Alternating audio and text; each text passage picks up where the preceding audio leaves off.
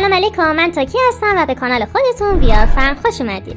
توی این قسمت قراره فهرستی از سریال های باحال جذاب 2024 را که ترکیبی از اکشن، هیجان انگیز و کمدی عاشقانه است معرفی کنم. بنابراین برای هر سلیقه‌ای حتما یه سریال پیدا میشه. پس با من همراه شو و به وی آر فن بپیوندیم. درسته، بزن سابسکرایب و لایک هم فراموش نشه. بریم سراغ اولین سریالمون، یعنی سریال ملکه اشک‌ها. این سریال با بازی دو ستاره بزرگ کره‌ای یعنی کیم سو هیون و کیم جی وون مزین شده. 16 قسمت 1 ساعت و حدوداً 10 دقیقه‌ای داره. ژانرش هم کمدی عاشقانه است. البته کمدی که رو به گریه میره. این سریال داستان یک زوج متأهله، البته در شرایط بحرانی رو روایت میکنه. نقش مرد ما مدیر حقوقی شرکت کوینه که پسر یک کشاورز بوده و افتخار روستای یونگدوریه. این در حالیه که همسرش و نقش دختر ما توی این سریال وارث شرکت کوینه. کمیستری بین این دو بازیگر عالیه به نظرم و سریال با این شرایط باید ارزش دیدن داشته باشه. اما سریال دوممون سریالی نیست جز ناگت مرغ. این سریال با بازی دختر زیبامون کی ویو جون در کنار این دو عزیزه. این سریال فقط 10 قسمت داره و هر قسمتش حدوداً 1 ساعته. ژانرش هم کمدی، معمایی و البته فانتزیه. چون دختر قصه ما وارد یه ماشین اسرارآمیز و عجیب میشه و به ناگت مرغ تبدیل میشه و نقش اصلی مرد ما با پدر دختر قصه ما یه تیم میشن که بتونن دخترمون رو به حالت اولیه خودش در بیارن و خب برای ادامه بهتر خودتون سریال رو ببینید. اما بریم سراغ سریال سوم، یعنی دنیای شگفت انگیز یا همون واندرفول ورلد که ستاره و کراش خیلیامون توش خیلی متفاوت ظاهر شده. بله، همونطور که میبینید بازیگر و خواننده معروف کره‌ای یعنی چا این وو در کنار کیم نامجو و ایم سمی بازی میکنه و 14 قسمت جذاب داره. نقش زن ما استاد یک دانشگاهه و البته نویسنده مشهور. متاسفانه پسرش رو از دست میده و فردی که مسئول این موضوع بوده از مجازات قانونیش فرار میکنه و بریم سراغ نقش اصلی مردم. اون هم توی زندگیش با یه سری چالش‌ها دست و پنجه نرم می‌کنه و قرار این دو یک طوری سر راه هم قرار بگیرن.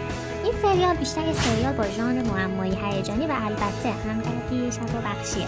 امیدوارم که این سریال رو ببینید و ازش خوشتون بیاد. سریال چهارم، استودیوی عکاسی نیمه شب، برای اونایی که عاشق ژانر ترسناک و ماوراءالطبیعه هستن.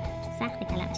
البته اینم بگم که تو ژانر فانتزی و عاشقانه هم قرار میگیره. یعنی قرار نیست شما یک سریال ترسناک ببینید که همش در حال جیغ زدن باشید. نقش اصلی مرد ما هفتمین مالک یک استودیوی عکاسی کوچیکه، مغازه‌ای که فقط برای ارواح بوده و از اونها عکس‌های پورتره میگیره. نقش اصلی زن ما یک وکیل پرشور و پراشتیاقه که نمیتونه بی‌عدالت رو تحمل کنه. طی اتفاقاتی این دو نفر با هم دیگه شریک میشن و داستان از اینجا شروع میشه. این سریال 16 قسمتیه و هر قسمتش حدوداً 60 دقیقه است. از دو بازیگر محبوب کره‌ای یعنی چون جی وون و خواننده بازیگر فان نارا استفاده کرده. وینسو هم در نقش دستیار توی این سریال نقش آفرینی کرده. سریال پنجم، دست به یقه. نقش زن ما یک مجری محبوب و همچنین گزارشگر تحقیقاتیه که سعی میکنه تخلفات مجرم‌ها رو به روش خودش افشا کنه. اما او به صورت غیر منتظره متهم به قتل، نمیگم کی میشه ولی خب متهم به قتل میشه و اینجاست که نقش مرد ما به عنوان کاراگاه وارد میشه تا کمک کنه حقیقت افشا شه و البته همسر زن قصه ما هم حضورش توی این سریال پررنگه که باید دید. این سریال 16 قسمتیه و هر قسمتش حدوداً 1 ساعت و 10 دقیقه است. ژانر سریال هیجانی، معمایی و البته ملودرامایی. سریال ششم، هاید یا همون پنهان، در ژانر درام و رازآلوده. در مورد زنیه که شوهرش خیلی ناگهانی غیبش میزنه و به دنبال معمای گم شدن اون میگرده، اما مثل همیشه با حقیقت بزرگ و هولناک روبرو میشه. و اون چیه؟ خب اگه بگم که اسپویلر، خودت برو ببین چیه. سریال هفتم، بیوتی اند مستر رومانتیک. زن زیبا و مرد رومانتیک. داستان عاشقانه یک بازیگر که به خاطر یک حادثه و اتفاق جایگاه و محبوبیتش رو یک شبه از دست میده. اما همیشه یه امایی توی سریال ها هست، اما یک تهیه کننده که تازه کاره تلاش میکنه که اون رو دوباره به اوج برگردونه. این سریال 50 قسمته و هر قسمت هم حدوداً 1 ساعت و 10 دقیقه است. ژانرش هم خانوادگی، درام، ملودرام و عاشقانه است. سریال 8 سوجی و یوری.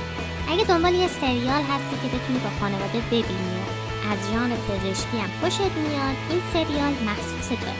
فقط این که 120 قسمتیه و هر قسمتش هم حدوداً 30 دقیقه است و داستان عاشقانه و دلنشین یک دکتر تاپ که البته دکتر تاپمون به تازگی از قله شهرت پایین اومده و یه دکتر تازه کار رو به تصویر می‌کشه. از کدوم سریال خوشتون اومد و توی لیستتون گذاشتین که حتما ببینید؟